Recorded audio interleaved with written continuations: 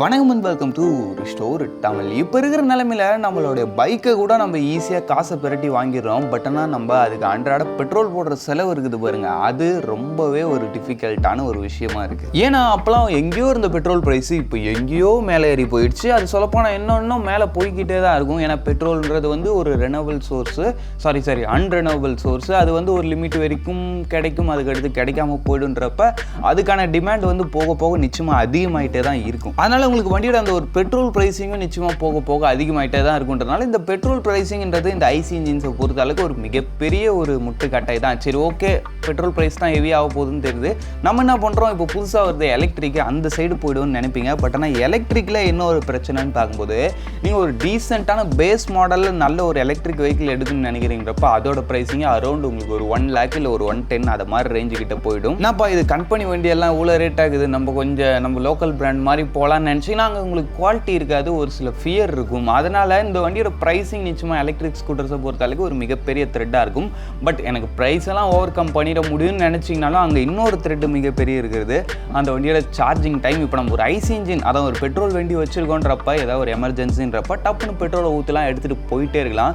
But ஆனால் நம்மளுக்கு electric vehicle அப்படி கிடையாது. நீங்கள் அதை சார்ஜ் போடணும், இத்தனை மணி நேரம் அதில் சொல்லியிருப்பாங்க, அவ்வளோ நேரம் நீங்கள் வெயிட் பண்ணணும். அதனால் ஒரு எலக்ட்ரிக் வெஹிக்கிள்ன்றது ஒரு ஃபேமிலியை பொறுத்தளவுக்கு ஒரு செகண்டரி வெஹிக்கிளாக இருக்கலாம். பட் அந்த ஒரு மேண்டட்ரி வெஹிக்கிளாக ஒரு பெட்ரோல் இன்ஜின் இருந்தால் நல்லா இருக்குன்றது என்னோட ஒரு சஜஷன். சரி வாங்க, அதனால் இன்றைக்கி நம்மளுடைய top 5 best mileage bikes video பார்ப்போம். பார்க்க முன்னாடி சேனலுக்கு உங்களுக்கு தெரிந்த கிளட்டல் சப்ஸ்கிரைப் பட்டனை ஒரு செகண்ட் ஸ்பெண்ட் பண்ணி அப்படி தட்டி விட்டீங்கன்னா எங்களோட ஒரு நாள் உழைப்புக்கு மிகப்பெரிய உதவியாக இருங்க. ப்ளீஸ் அந்த சப்ஸ்கிரைப் மட்டும் பண்ணுங்கப்பா. சரி, இப்போ நம்ம அதிகமாக பேசாமல் வீடியோக்குள்ளே போகலாமா? வணக்கம் and welcome to restore Tamil. இது இன்னமும் மறந்து போடா கடிச்சு.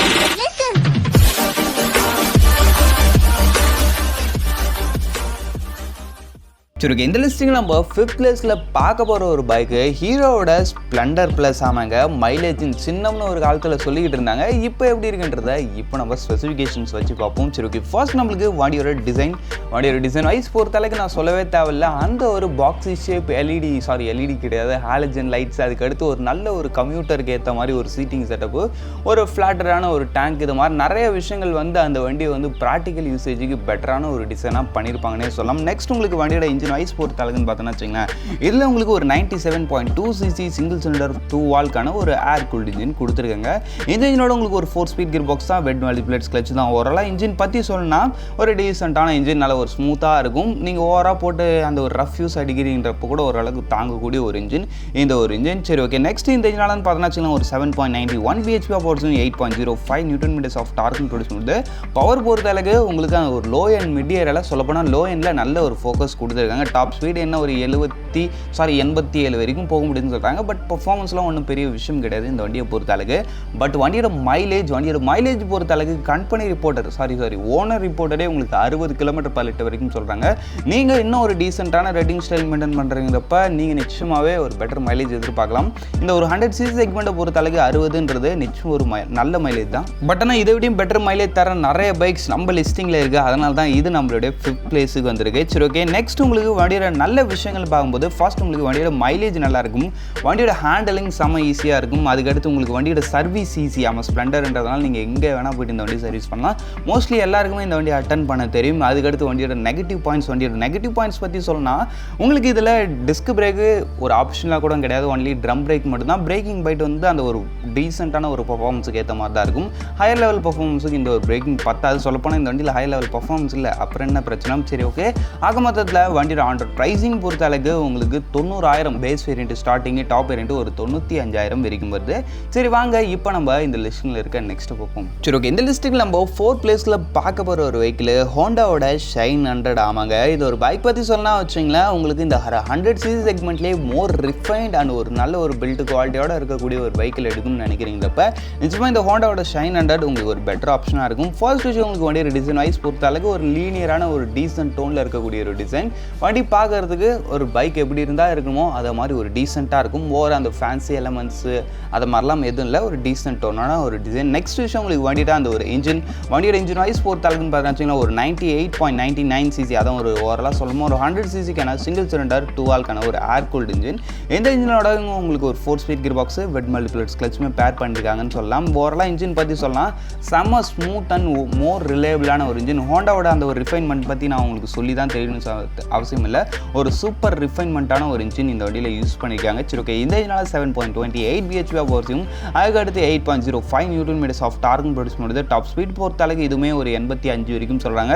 ஸ்ப்ளெண்டரோட பர்ஃபார்மன்ஸும் இதுவும் கிட்டத்தட்ட ஒரு சிமிலாரிட்டியான பர்ஃபார்மன்ஸ்னு வச்சுக்கலாம். சரி ஓகே, நெக்ஸ்ட் விஷயம் உங்களுக்கு வண்டியோட மைலேஜ் பொறுத்த அளவுக்கு இது ஒரு 65 km/லிட்டர் வரைக்கும் தரதாக சொல்லியிருக்காங்க. பட் ஆனால் இதுலேயும் நீங்கள் ஒரு டீசெண்டான ரைடிங் ஸ்டைல் மெயின்டைன் பண்ணுறப்ப இதுலேயும் நீங்கள் கொஞ்சம் பெட்டர் மைலேஜ் எடுக்கிறதுக்கான சான்சஸ் இருக்குது. சரி ஓகே, நெக்ஸ்ட் நம்மளுக்கு வண்டியோட நல்ல விஷயங்கள்னு பார்க்கும்போது உங்களுக்கு ரிஃபைன்மெண்ட் சூப்பராக இருக்குது, வண்டியோட ப்ரைஸிங் ரீசனபிளாக இருக்குது. அதுக்கடுத்து உங்களுக்கு வண்டியோட சீட்டு நல்ல ஒரு லென்த்தியான ஒரு சீட் கொடுத்துருக்காங்க. இதெல்லாம் இந்த வண்டியோட ப்ளஸ் பாயிண்ட். வண்டியோட நெகட்டிவ் பாயிண்ட்ஸ்னு பார்க்கும்போது உங்களுக்கு வண்டியோட சஸ்பென்ஷன் வந்து எனக்கு என்னமோ அந்த அளவுக்கு கம்ஃபர்டபுளாக தெரியல, கொஞ்சம் ஸ்டிஃபர் டியூனான சஸ்பென்ஷனாக இருக்குது. அதுக்கடுத்து வந்து இதுலேயும் உங்களுக்கு டிஸ்க் பிரேக்லாம் கிடையாது, ஒன்லி ட்ரம் பிரேக்ஸ் மட்டும்தான். அது ஒரு சிபிஎஸ் மட்டும்தான். உங்களுக்கு ஒரு மாடரேட்டான லெவல் பர்ஃபார்மன்ஸுக்கு தான் ஓகேவாக இருக்கும்.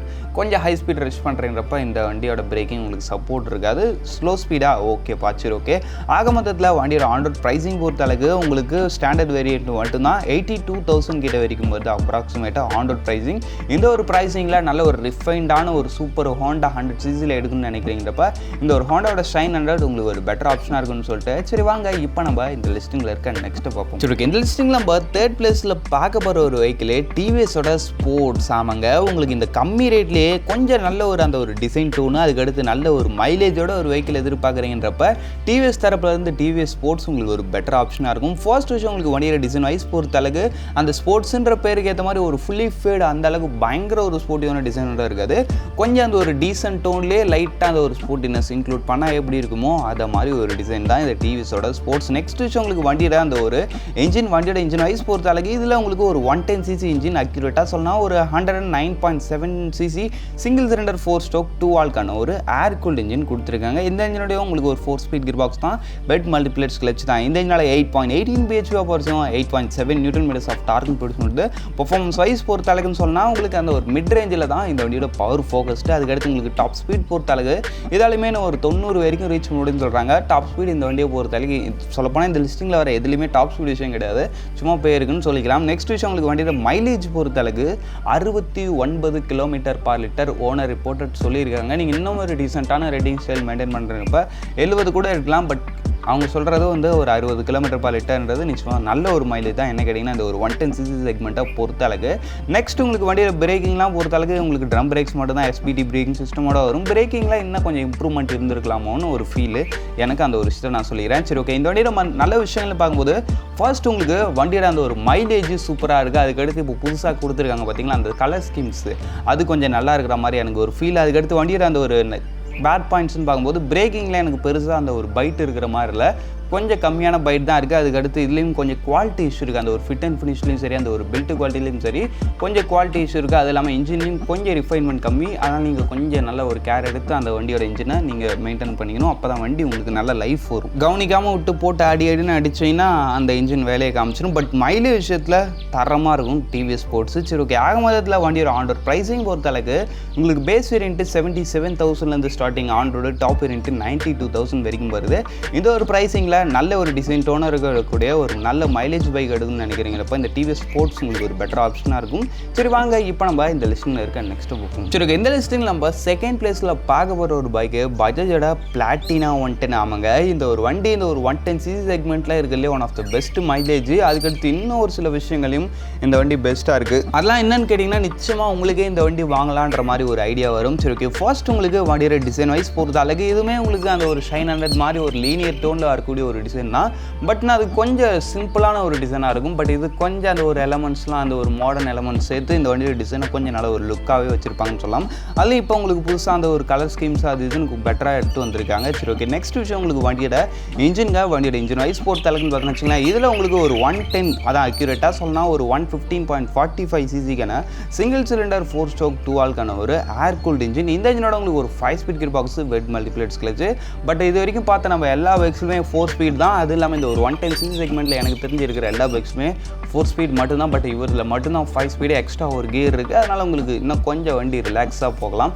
நெக்ஸ்ட் உங்களுக்கு இந்த வண்டியோட பவர் ஃபிகர்ஸ் பொறுத்தளவுக்கு ஒரு 8.48 bhp பவர்ஸ், நியூட்டன் மீட்டர்ஸ் பொறுத்தளவுக்கு ஒரு 9.81 நியூட்டன் மீட்டர்ஸ். அதனால் உங்களுக்கு வண்டியோட டார்க்லையும் கொஞ்சம் காம்படிட்டர்ஸை பார்க்கும்போது இதில் அதிகம் அப்படின்னு பார்க்கும்போது பவரில் எனக்கு தெரிஞ்சு இது வரைக்கும் பார்த்த பைக்ஸை விட இது கொஞ்சம் பெட்டராக இருக்குன்றதுல டவுட்டே இல்லை. நெக்ஸ்ட் விஷயம் உங்களுக்கு வண்டியோட டாப் ஸ்பீடு பொறுத்தளவுக்கு இதுவுமே ஒரு 90 வரைக்கும் போக முடியும்னு சொல்கிறாங்க. நெக்ஸ்ட் விஷயம் உங்களுக்கு வண்டியோட மைலேஜ் 70 km/லிட்டர். ஆமாங்க, கீர் எக்ஸ்ட்ரா கொடுத்து வண்டியோட பவர் அதிகமாக இருந்தாலும் இந்த வண்டியோட மைலேஜ் எக்ஸ்ட்ரா இருக்குது பாருங்க. அதுதான் விஷயம். மைலேஜில் இந்த ஒரு 110 சிசி செக்மெண்ட்டில் ஒரு பெஸ்ட்டுன்னு பார்க்கும்போது நம்ம பஜாஜோட பிளாட்டினா 110 தான் இருக்கும். நெக்ஸ்ட் விஷயம் உங்களுக்கு வண்டியோட பிரேக்கிங் இந்த இடத்துலையும் ஒரு இம்பார்ட்டண்டான ஒரு விஷயம் இருக்குது. அது என்ன வச்சிங்கன்னா இதில் உங்களுக்கு ஃப்ரண்ட்டில் டிஸ்க் பிரேக் உண்டு.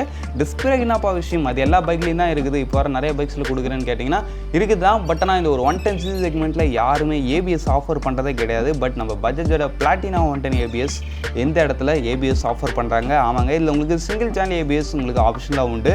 அப்படின்றப்போ பிரேக்கிங் சேஃப்டி விஷயத்துலையும் பெட்டராக எடுத்து வந்திருக்காங்க. அதுக்கடுத்து உங்களுக்கு வண்டியோட வண்டியோட குட் பாயிண்ட்ஸ்னு பார்க்கும்போது கம்ஃபர்டபுள். ஆமாம், எவ்வளோ ஒரு பேட் ரோட்டில் ஓட்டுறீங்கிறப்ப கூட ஈஸியாக இந்த வண்டியில் சர்வைவல் பண்ணுற முடியும். நெக்ஸ்ட் உங்களுக்கு வண்டியோட ஹேண்டலிங் செம ஈஸியாக இருக்கும். வண்டியோட பிரேக் ஏபிஎஸ் இருக்குது. ஏபிஎஸ் இல்லாமலே இந்த வண்டியோட பிரேக்கிங் போயிட்டு நல்லாயிருக்கும். அந்த ஒரு விஷயத்தையும் நான் சொல்லி பண்ணிக்கிறேன். பட் வண்டியோட மைனஸ் பாயிண்ட்ஸ்னு பார்க்கும்போது இதில் அந்த ஒரு குவாலிட்டி விஷயங்கள் கொஞ்சம் காம்ப்ரமைசபிள். ஏன்னா ஒரு சில இடத்துல அன்குவாலிட்டியான ப்ராடக்ட்ஸ் இருக்கும்.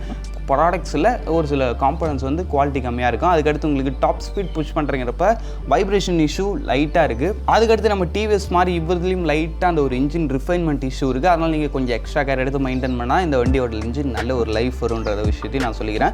பட் எந்த வண்டியோட இன்ஜினாக இருந்தாலும் நீங்கள் நல்ல ஒரு மெயின்டைன் பண்ணுறங்கிறப்ப அந்த வண்டி முடிஞ்ச அளவுக்கு நல்லா இருக்கும்.